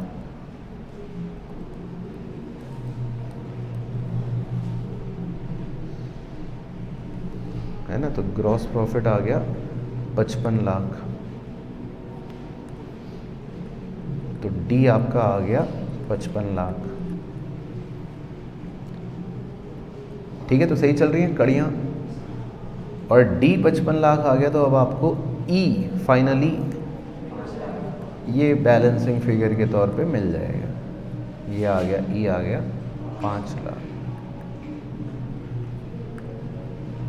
ठीक है। तो बस मतलब ये भी एक क्वेश्चन था 5 नंबर का। तो समझ आ गया? इसमें हमको मिसिंग जो भी वैल्यूज़ थी वो सारी निकाल ली। तो एग्ज़ाम में बस आप नीचे वैल्यूज़ लिख दोगे जो भी आपने निकाली, जैसे सी के बाद जो भी निकाली, मतलब डी कितना आया, ई कितना आया, एफ कितना आया, तो वो हमारा आंसर हो जाएगा। है ना? सिंपल। तो ये भी एक मतलब छोटा क्वेश्चन था 5 नंबर का। तो क्लियर हो गई पॉइंट? चलो, तो अब हम एक और लास्ट क्वेश्चन बस करेंगे आज के लिए, मतलब फिर हमारा ख़त्म हो जाएगा चैप्टर भी। मेनली जो मुझे करवाने हैं क्वेश्चन वो है प्रैक्टिकल प्रॉब्लम 1 करना है। ठीक है। तो इस पर आप स्टार लगा लेना। तो ये भी एक बढ़िया क्वेश्चन है, प्रैक्टिस के लिए अच्छा है, एग्ज़ाम के नज़रिए से कम अच्छा है, क्योंकि एग्ज़ाम में अगर ये क्वेश्चन आता है इस तरह का तो फिर बहुत बड़ा क्वेश्चन है, 20 नंबर का क्वेश्चन है, 20 मार्क्स। तो ये टाइम कंज्यूमिंग है एग्ज़ाम के नज़रिए से। लेकिन हाँ, रिवीजन के नज़रिए से अच्छा है, इसके कोई पॉइंट्स आ गए, कोई इसका एडजस्टमेंट आ गया तो फिर हमको मतलब फ़ायदा रहेगा। तो पढ़ लेते हैं क्वेश्चन पूरा, एनालाइज कर लेते हैं अच्छे से। From the following particulars extracted from the books of Ganguly prepare trading and P&L account and balance sheet as at 31 March after making the necessary adjustments. ठीक है। तो उसने हमको कुछ दे रखा है और कह रहा है कि ट्रेडिंग अकाउंट, P&L अकाउंट और बैलेंस शीट बनाओ। चलो तो बना लेंगे। अब क्या क्या चीज़ें दे रहा है वो देख लेते हैं। ये एक ट्रायल बैलेंस है। ठीक है। तो कैपिटल अकाउंट, पहले चलो इन्हीं आइटम्स का डिस्कशन कर लेते हैं एक बार। कैपिटल तो आपको पता ही है कहाँ लिखना है, बैलेंस शीट में। उसके बाद ओपनिंग स्टॉक ट्रेडिंग में, सेल्स रिटर्न ट्रेडिंग में, परचेज रिटर्न ट्रेडिंग में, कैरेज इनवर्ड ट्रेडिंग में, है ना, यहाँ तक तो ट्रेडिंग हो गया। Rent P&L, salaries P&L, debtors balance sheet, creditor balance sheet, loan from Dena bank balance sheet. बाकी 12% पर थोड़ा फोकस कर लेते हैं कि हमने 12% पर ये लोन लिया है, तो इसका मतलब है आपको 12% इंटरेस्ट देना पड़ेगा, है ना, तो वो निकाल लेंगे। बाकी इंटरेस्ट पेड P&L, और उसके बाद printing and stationery P&L, advertisement भी P&L। बाकी इधर फिर interest received P&L, cash with traders bank limited balance sheet, ये भी एक एसेट ही है। Discount received P&L। अच्छा, बाकी ये देख लेते हैं। इन्वेस्टमेंट एट 5% एज ऑन 1 अप्रैल। अब आपने कहीं पर निवेश कर रखा है तो इन्वेस्टमेंट तो बैलेंस शीट में जाएगा, लेकिन 5% का मतलब है कि हमें इस पे इंटरेस्ट 5% मिलेगा, ये बात हम ध्यान रखेंगे। बाकी furniture balance sheet, discount allowed P&L, general expense P&L, audit fees P&L, fire insurance premium P&L, travelling expense P&L, postage and telegram भी P&L, cash in hand balance sheet. बाकी deposits at 10% as on 1 April debit. हाँ, debit का मतलब है asset, क्योंकि इसका मतलब हमने कहीं डिपॉजिट करा है। अगर यही डेबिट की जगह क्रेडिट होता तो इसका मतलब हमने लिया है, तो ये एसेट हो गया। लेकिन हाँ, 10% पे फोकस कर लेंगे कि इसका मतलब हमें इस डिपॉजिट पर कितना इंटरेस्ट मिलेगा, 10% मिलेगा, इस बात का हम ध्यान रख लेंगे। बाकी ड्राइंग तो कैपिटल में से माइनस, ठीक है। तो आइटम्स मतलब ज़्यादा खतरनाक तो नहीं है। अब एडजस्टमेंट देख लेते हैं, उनको हम डील कर लेंगे। तो इसमें आप एडजस्टमेंट्स जो है ना, उनके सॉल्यूशंस पहले मेरे साथ लिख लेना, रादर देन ट्रेडिंग P&L बनाने के लिए, क्योंकि अभी हम सीखने के लिए कर रहे हैं ना। तो जो भी ऐसी एडजस्टमेंट होंगी जिसमें हमें कुछ लगता है कि करना है, तो वो आप मेरे साथ लिख कर लेना। तो पहले में तो लिखा है value of stock as on 31 March is 393। This includes goods returned by customer on 31 March to the value of 15,000 for which no entry has been passed in the books. ठीक है, तो पहले मैं आपको ये समझा देता हूँ। देखो जी, पहले हम हरे रंग वाला समझते हैं कि हमारे कुछ कस्टमर्स ने 31 मार्च को हमें 15,000 का सामान वापस कर दिया, लेकिन वो कह रहे हैं हमने कोई एंट्री नहीं करी बुक्स में, हम भूल गए। तो जब हमारे कस्टमर हमें सामान वापस करते हैं तो बताओ हम उसकी क्या एंट्री करते हैं? Sales return debit to debtor, है ना। तो हम ये एंट्री कर लेंगे, मतलब करने का मतलब है ये नहीं कि आपको ही करनी है, आपको तो प्रभाव समझना है। अब अगर सेल रिटर्न की एंट्री होती है तो इसका इफेक्ट क्या पड़ेगा? सेल रिटर्न होने से एक तो सेल्स कम हो जाएगी, तो आप 15,000 को सेल्स में से क्या कर देना, माइनस कर, और टू डेटर लिख लिया आपने, तो 15,000 रुपये आप किससे भी कम कर देना, डेटर से भी कम कर। बस आपको ये इफेक्ट ध्यान रखना, एंट्री मत लिखना, आपको क्या है ये इफेक्ट ध्यान रखना। तो पहले एडजस्टमेंट में उसने बोला था कि हमारे पास जो गुड्स आए हैं, मतलब 15,000 के गुड्स आ गए, उनकी हमने कोई एंट्री नहीं करी। बाकी क्लोजिंग स्टॉक उसने दे रखा है 3,93,000।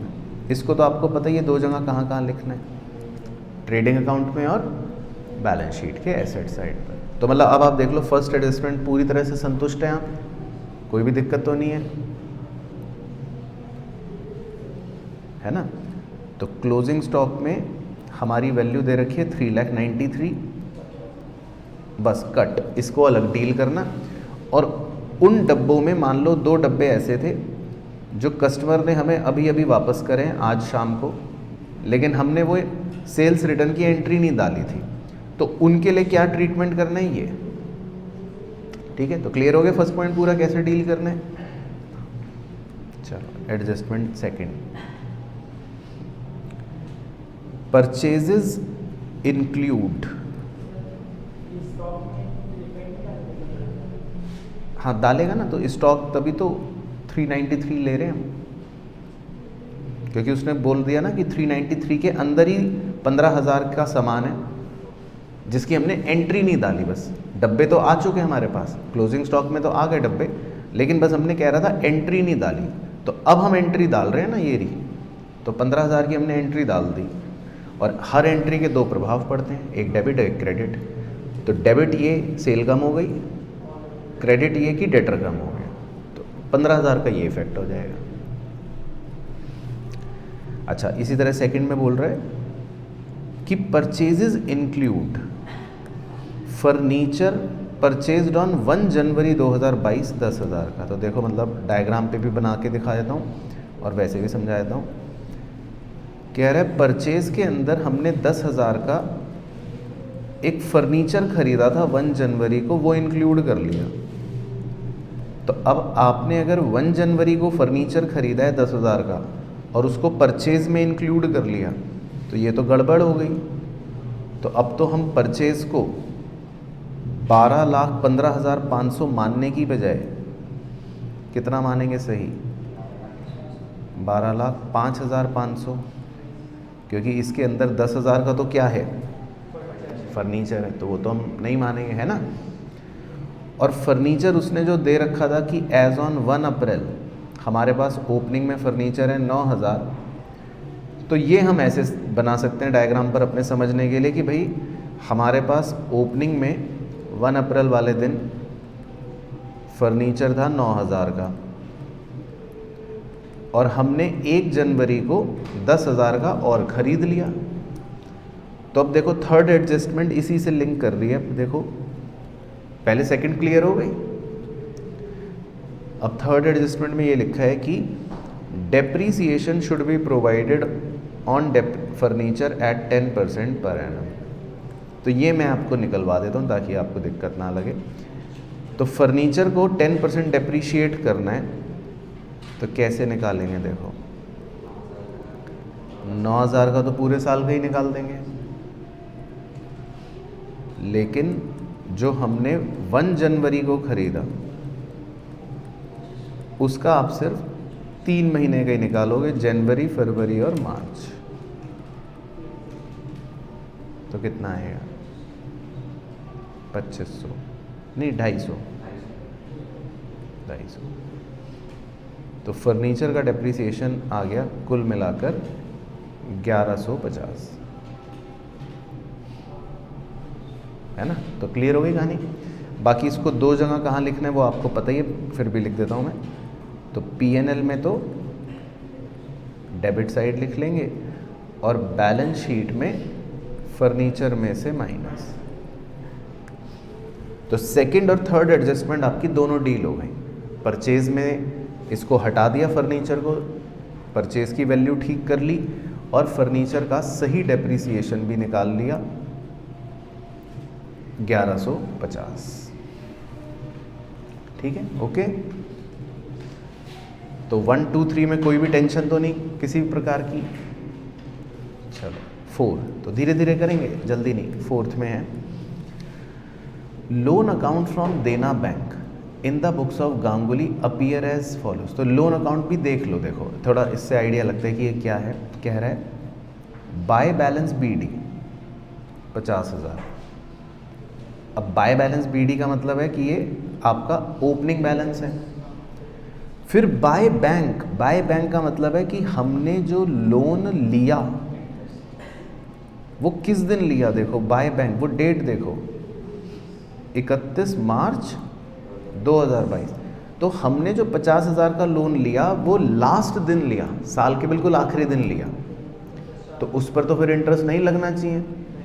तो इस देखो इसने एडजस्टमेंट में सिर्फ ये ढांचा दे रखा है, कह रहा लोन अकाउंट, तो वो ढांचा इसलिए दिया, अब देखना बड़े ध्यान से उसकी चालाकी, ताकि जब आप देना बैंक वाले लोन का इंटरेस्ट निकालो तो बच्चा तो देखो गलती में क्या निकाल सकता है, पूरा 1 लाख का निकाल सकता है ना।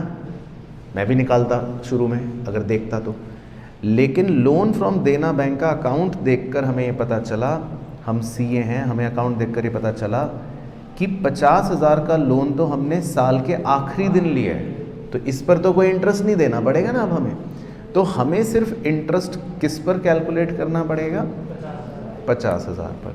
तो ये मैं आपके लिए कर देता हूँ 4th पॉइंट में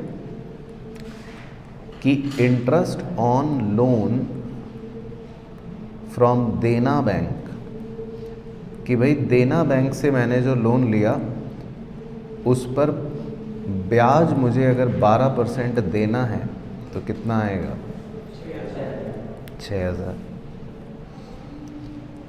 अब मैं आपको इंटरेस्ट पेड ट्रायल बैलेंस में चेक करवाता हूँ कि ट्रायल बैलेंस में हमने कितना इंटरेस्ट दिया है, ये चेक करवाता हूँ। अब देखना, तो इससे पता है आपको क्या पता चलेगा, जो आपने अभी पिछले सवाल में भी सीखा था कि कितना इंटरेस्ट आपका अभी भी क्या है, आउटस्टैंडिंग। तो हम ट्रायल बैलेंस में चेक करके आते हैं पहले कि हमने इंटरेस्ट पे कितना कर रखा है। तो देखो, तो कितना इंटरेस्ट पे कर रखा है, 4,500। तो क्लियर हो गया पॉइंट। तो इसका मतलब है कि हमें इंटरेस्ट पे तो करना था 6,000, है ना, पे करना चाहिए 6,000, लेकिन हमने पे करा है अभी तक सिर्फ 4,500। तो इससे हमें एक इम्प्लाइड एडजस्टमेंट पता चल गई कि हमारा कितना इंटरेस्ट आउटस्टैंडिंग है अभी भी, 1,500। तो इसको हम दो जगह डील करेंगे, मतलब आपको पता ही है कहाँ कहाँ। 1,500 को बैलेंस शीट में लायबिलिटी में लिख लेंगे और P&L में जब हम इंटरेस्ट लिखेंगे तो उसी में इसको ऐड करके शो कर देंगे। तो क्लियर हो गया बिल्कुल अच्छे से। 4th एडजस्टमेंट भी बिल्कुल डन, ठीक है। उसके बाद नंबर 5, 5th एडजस्टमेंट पढ़ते हैं। इसमें लिखा है sundry debtors include 20,000 due from Robert. Sundry debtors के अंदर एक रॉबर्ट नाम का आदमी है, हमें रॉबर्ट से 20,000 लेने हैं। And sundry creditor include 10,000 due to him, और उसी रॉबर्ट को हमें एज अ क्रेडिटर 10,000 देने भी हैं। तो मतलब ये एक छोटा सा एडजस्टमेंट है। तो अब हम क्या करें, देखो एक रॉबर्ट नाम का आदमी है, हमें उसे 10,000 देने भी हैं और उससे 20,000 लेने भी हैं। तो हम इसका एक सिंपल एडजस्टमेंट कर सकते हैं कि हम लेना देना रॉबर्ट का आपस में 10,000 कैंसिल कर सकते हैं, कैंसिल ऑफ कर सकते हैं। तो हम ऐसा करते हैं, 5th एडजस्टमेंट का मतलब नीचे लिख देता हूँ कि मतलब 5th एडजस्टमेंट के लिए हम कर क्या रहे हैं वो बस समझाने के लिए। तो हम क्रेडिटर्स को 10,000 कम कर देते हैं, तो क्रेडिटर से 10,000 कम कर देते हैं, और साथ ही साथ डेटर से भी 10,000 कम कर देते हैं। तो हम 10,000 रॉबर्ट वाले जो हैं वो आपस में मतलब सेट ऑफ कर देंगे। तो बस बाद में रॉबर्ट को खाली रॉबर्ट से मतलब 10,000 ले लेंगे। तो मतलब इस एडजस्टमेंट में हमें कुछ करना नहीं है। इसका अंदर मैं सीधा आपको ट्रायल बैलेंस में ऐसे कर देता हूँ कि ट्रायल बैलेंस के अंदर जो आपको ये डेटर्स दे रखे हैं 1,20,000, इनको तो आप कितना ले लेना, 1,10,000, और क्रेडिटर जो दे रखे हैं 74, इनको आप कितना ले लेना, 64। तो 5th एडजस्टमेंट तो एक तरह से ये हो गई, है ना। तो वो कुछ मतलब एडजस्टमेंट नहीं है, वो तो एक प्रकार से आप समझ लो नौटंकी है। अच्छा, उसके बाद G 6th, interest paid include 3,000 paid to Dena bank. Okay, कह रहा है जो इंटरेस्ट पे की फिगर है उसमें 3,000 रुपये जो हैं वो देना बैंक को पे करें हमने। तो देखो हम तो फंस गए, अच्छा हुआ आप और हम साथ फंसे। उसने बोला कि ये जो इंटरेस्ट पेड है ना 4,500, इसमें हमने जो इंटरेस्ट पे देना बैंक को करा है वो तो सिर्फ कितना है, 3,000। इसका मतलब बाकी कोई और भी इंटरेस्ट पे करा होगा इसने, कुछ और अदर लोगों को करा होगा, वो कितना होगा, 1,500। अब हमने तो देना बैंक को सिर्फ कितना इंटरेस्ट पे करा है, सिर्फ 3,000 ही। तो अब मुझे ही करेक्ट करना पड़ेगा अपने आप को। बताओ क्या करेक्ट करना पड़ेगा अपने आप को? कि जो हमने देना बैंक को इंटरेस्ट पे कर रखा है ना, वो तो 3,000 ही कर रखा है, ये गिवन है। ये उसने बाद में दी बात, गिवन इन 0.6 कि हमने देना बैंक को इंटरेस्ट कितना पे करा है, सिर्फ 3,000 ही। तो इससे मेरी अब आउटस्टैंडिंग इंटरेस्ट की फिगर बदल जाएगी। तो इसका मतलब 3,000 अभी भी बकाया है। तो ये फिगर चेंज कर देता हूँ, तो ये आप भी चेंज कर देना, इसमें मेरी गलती नहीं है। क्वेश्चन की चालाकी में हम मिलकर ही फंसे, मतलब मैं भी फंसा, आप भी मेरे साथ फंस गए, लेकिन अब चेंज कर देते हैं। हाँ, तो इसने जानकारी देखो बाद में दी, ये भी चालाक है क्वेश्चन वाले, 6th में छुपा के दे रहे हैं जानकारी। चलो, लेकिन ये फिगर चेंज हो गई तो समझ आ गई कि क्या है जानकारी। तो बस वो जानकारी से ये प्रभाव पड़ा, हमारी फिगर बदल गई। उसके बाद नंबर 7 पढ़ते हैं अब धीरे धीरे। नंबर 7 में क्या कह रहे हैं? इंटरेस्ट रिसीव्ड, ठीक है, ध्यान से पढ़ेंगे अब। इंटरेस्ट रिसीव्ड रिप्रेजेंट्स 1,000 रुपये from the sundry debtors due to delay on their part. अच्छा, and the balance on investments and deposits. तो ये ध्यान से समझते हैं पॉइंट। तो इंटरेस्ट रिसीव्ड की फिगर पर चलते हैं ध्यान से समझने के लिए। इंटरेस्ट रिसीव्ड कहाँ है? ये रहा, देखो। तो हमें कितना इंटरेस्ट रिसीव हुआ है? 7,250, ठीक है। तो थोड़ा सा इसको ढंग से समझने के लिए मैं नीचे चलता हूँ कि हमें जो इंटरेस्ट रिसीव्ड हुआ है वो कह रहा है 7,250 हुआ है, ट्रायल बैलेंस में दे रखा है। अब उसने उसमें ये क्लियर कर दिया कि जो हमें 1,000 रुपये का इंटरेस्ट मिला है वो तो किन से मिला है? अपने फ्रॉम डेटर्स, क्योंकि उन्होंने कुछ पैसा डिले करा होगा। और कह रहा है जो बचे हुए पैसे मिले हैं बैलेंस, वो हमें किससे मिले हैं? रिसीव हुए हैं अपने डिपॉजिट्स पर और इन्वेस्टमेंट्स पर। और बचे हुए कितने बच गए हमारे? 6,250 है ना। 7,250 रिसीव हुए हैं और डिपॉजिट्स और इन्वेस्टमेंट्स कह रहा है कि जो बचे हुए हैं वो, इसका मतलब डिपॉजिट्स और इन्वेस्टमेंट से रिसीव हुए हैं। पहले यहाँ तक ओके हो गई इसकी अंग्रेजी। अब हम डिपॉजिट्स और इन्वेस्टमेंट्स को चेक करते हैं, आओ साथ ही चलते हैं। डिपॉजिट्स को और इन्वेस्टमेंट्स को चेक करते हैं। मैं ब्लू कलर कर देता हूँ। एक तो डिपॉजिट ये रहे, इन पर हमें कितना ब्याज मिलना चाहिए? 10% के हिसाब से कितना मिलना चाहिए एक बार बताना फिगर? 15,000। बस आप फिगर ध्यान रखना, इस पर हमें कितना इंटरेस्ट मिलना चाहिए? 15,000। और एक हमारी इन्वेस्टमेंट ये रही 5% की, इस पर कितना 5% ब्याज मिलना चाहिए? 25,000 की इन्वेस्टमेंट है तो कितना इंटरेस्ट हो गया? 1,250। तो बस फिगर ध्यान रखना, 1,250 और 15,000 इन पर, है ना।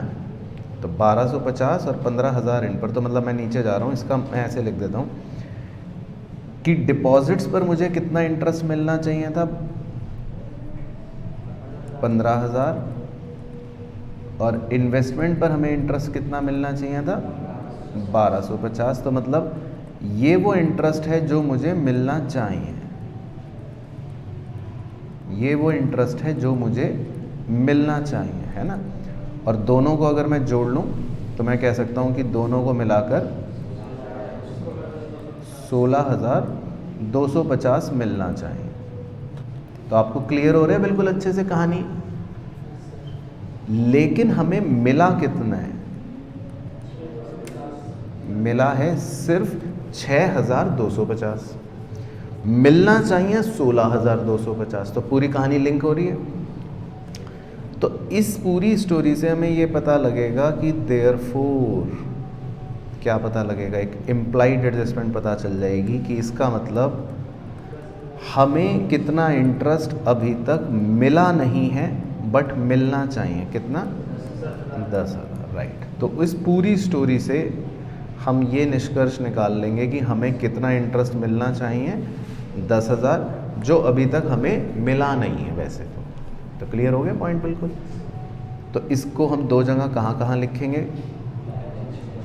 बैलेंस शीट में एसेट साइड और P&L में जब आप क्रेडिट में इंटरेस्ट लिखोगे 7,250, तो उसमें इस एक्रूड इंटरेस्ट को क्या कर लेना, ऐड कर लेना, है ना। एक्रूड इंटरेस्ट उसको बढ़ा देगा P&L के क्रेडिट साइड को। तो क्लियर हो गया बिल्कुल अच्छे से, ठीक है। तो ऑनलाइन के चीते भी बता दो भाई, 7 तक बिल्कुल संतुष्ट हैं आप, कोई भी टेंशन वाली बात तो नहीं है। तब तक मैं 8th पढ़ लेता हूँ। 8th में लिखा है प्रोवाइड फॉर, कह रहा है प्रोवाइड कर दो interest payable to Dena bank and interest receivable on ये। अच्छा, तो ये तो खुद ही लिख के दे रहे हैं। कह रहे हैं देना बैंक वालों को कितना इंटरेस्ट पेबल है वो भी निकाल दो, और कितना इंटरेस्ट हमारे लिए रिसीवेबल है वो भी निकाल दो। तो ये हमने ऑलरेडी सॉल्व कर लिया, ये तो वो एग्ज़ाम में ना भी देता तब भी हमें सॉल्व करना था, है ना। तो ये तो पॉइंट कुछ है ही नहीं, ये तो हमने कर ही लिया। उसके बाद लास्ट एडजस्टमेंट और पढ़ लेते हैं, 9th। देखो और क्या कह रहा है, कह रहा है make provision for doubtful debts at the rate 5%। कह रहे एक प्रोविजन बना दो डाउटफुल डेट्स का 5%, ऑन के बाद ध्यान से पढ़ना, on balance under sundry debtors. तो पहले इतना डील करवा देता हूँ। अब हमारे सन्ड्री डेटर्स कितने थे, सन्ड्री डेटर्स मतलब बिल्कुल शुरू में तो 1,20,000 थे वैसे तो, फिर दो जगह हमने इनके साथ छेड़छाड़ करी है। एक तो देखो पहली ही एडजस्टमेंट में हमने डेटर्स को क्या कर दिया, कम कर दिया, 15,000 से कम करा ना। तो 1,20,000 में से 15,000 कम कर दो अगर आप, तो कितना बच गया, 1,05,000। और फिर हमने दोबारा छेड़छाड़ करी थी पॉइंट नंबर 5 में, रॉबर्ट वाले पॉइंट में, कि हमने डेटर को 10,000 और कम कर दिया था। तो मतलब अगर मैं डेटर की एक्चुअल फिगर देखूं तो डेटर को हमने 2 बार छेड़छाड़ करी है। पहले पॉइंट में 15,000 कम करा है और रॉबर्ट वाले पॉइंट में 5,000 कम करा है, तो सॉरी 10,000 कम करा है। तो अब इसका मतलब हमारे डेटर सही फिगर के साथ कितने बच रहे हैं, 95। भाई क्लियर हो गया पॉइंट। तो हमें प्रोविज़न जो बनाना है वो कह रहा है कि जो डेटर्स का बैलेंस बचा है ना उस पर बनाना है। तो अब आपको 95,000 पर 5% कैलकुलेट करना है। तो एक बार आप निकाल ही लो कितना आएगा, 4750। तो आपका जो ये closing provision for doubtful debts है ये आएगा 4750। बाकी इसका ट्रीटमेंट तो पता ही है आपको, लेकिन कह रहे हैं no such provision need to be made for deposits. कह रहे हैं डिपॉजिट्स पर कुछ मत बनाओ, ठीक है, तो हम वैसे भी नहीं बनाते तो हमें क्या। तो 9th एडजस्टमेंट से बस ये हो गया साबित, 9th एडजस्टमेंट भी नीचे लिख देता हूँ कि 9th एडजस्टमेंट का सिर्फ ये है कि हमारा एक क्लोजिंग पीडीडी जो हमें क्रिएट करना है वो 5% कैलकुलेट करना है बैलेंस डेटर्स का, जो अब रिवाइज 95 बच रहा है। तो मतलब हम प्रोविजन कितना क्रिएट करेंगे, सिर्फ 475। तो क्लियर हो गया एडजस्टमेंट सारे, मैंने आपको एडजस्टमेंट सबको बिल्कुल ओके हो गई। चलो ठीक है। तो अब आप इसमें ट्रेडिंग P&L और बैलेंस शीट आप बनाओ, आपको मैं 15 मिनट का टाइम दूंगा पूरा। तो देख लो, पहले मन की संतुष्टि कर लो, कोई भी आइटम ऐसा तो नहीं है जिसकी पोस्टिंग आपको ना आती हो, आइटम सारे पोस्टिंग ओके हो गई। और एडजस्टमेंट्स भी देखो मैंने आपको सारे 1 बाय 1 सारे लिखवा दिए, तो उनके सबके ट्रीटमेंट्स भी आपको पता है, ठीक है। तो अब आप बनाओ आराम से, 15 मिनट का समय लो, फिर मैं एक बार आपके साथ डिस्कस कर लूँगा या आपसे पूछ लूँगा कि क्या आंसर आ रहा है, ठीक है ना। तो आप करके देखना कि सही आएगा, मेरे हिसाब से तो एक ही बार में। चलो, तो आपने ट्रेडिंग अकाउंट बनाया होगा तो उसमें फटाफट एक बार चेक कर लेते हैं जो पोस्टिंग्स है, कोई भी हो तो बताना गड़बड़। सेल्स माइनस सेल्स रिटर्न करके 13,90,000 आ रहा होगा, बाकी क्लोजिंग स्टॉक 393 वो तो दे ही रखा था। और ओपनिंग स्टॉक 234 दे रखा था, परचेज सही फिगर रिटर्न माइनस करके आपकी आ रही होगी 11,76,500, है ना। बाकी कैरेज इनवर्ड ही एक डायरेक्ट एक्सपेंस था, वो आ गया होगा। तो ग्रॉस प्रॉफिट आपका यही आ रहा है 279,500, ठीक है। फिर पीएनएल की पोस्टिंग देख लेते हैं जो मेन चीज़ें थी। तो पीएनएल में ग्रॉस प्रॉफिट आ गया 279,500। इंटरेस्ट देखो वही जो हमने करा था 7250 में 10,000 आपने एक्रूड जोड़ दिया होगा, तो ये आ गया 17,250। बाकी डिस्काउंट रिसीव्ड एक डायरेक्ट दे रखा था। डेबिट साइड में सैलरीज हो गई, रेंट, एडवर्टाइजमेंट, प्रिंटिंग स्टेशनरी जो हमने दे रखे थे, interest 7,500, discount allowed, general expenses देखो इंटरेस्ट आपका वही 4500 तो दे रखा था प्लस 3,000 आउटस्टैंडिंग, है ना, तो 7,500 मतलब ऐसा आ रहा है। डिस्काउंट अलाउड डायरेक्ट था, जनरल एक्सपेंस डायरेक्ट थे, ट्रैवलिंग एक्सपेंस डायरेक्ट था, insurance premium, postage and Telegram. बाकी प्रोविज़न 4750 ये हमने एडजस्टमेंट में निकाल लिया था। डेप्रीसिएशन देखो फर्नीचर का, ये हमने एडजस्टमेंट में निकाला था 1150। ऑडिट फीस डायरेक्ट दे रखी थी, ठीक है। तो यही आ रहा है आपका नेट प्रॉफिट 70,500, ठीक है, परफेक्ट। और बैलेंस शीट के अंदर कैपिटल में नेट प्रॉफिट ऐड हो गया, वो तो ठीक है। ड्राइंग्स माइनस हो गई, ठीक है, तो कैपिटल आ रही होगी 561। बाकी लोन लाइबिलिटी में आ गया, इंटरेस्ट हमने निकाल ही लिया था आउटस्टैंडिंग 3,000 लाइबिलिटी, और सन्ड्री क्रेडिटर्स कम होने के बाद 74 से 10,000 कम होने के बाद 64, ठीक है। और एसेट साइड में फर्नीचर डेप्रिसिएशन माइनस करके आया होगा 17,850, इन्वेस्टमेंट दे ही रखे थे, डिपॉजिट दे ही रखे थे, इंटरेस्ट एक्रूड हमने एडजस्टमेंट में निकाल लिया था 10,000। बाकी क्लोजिंग स्टॉक दे दिया, डेटर्स में से प्रोविज़न माइनस करके आ गया 90,250, कैश 40,000 मतलब विद ट्रेडर, और कैश इन हैंड 19,000, ठीक है। तो क्लियर हो, मतलब सही है बिल्कुल। चलो ठीक है, तो होमवर्क में मैं छोटे क्वेश्चंस दे रहा हूँ, आप जस्ट एक बार ट्राई कर लेना।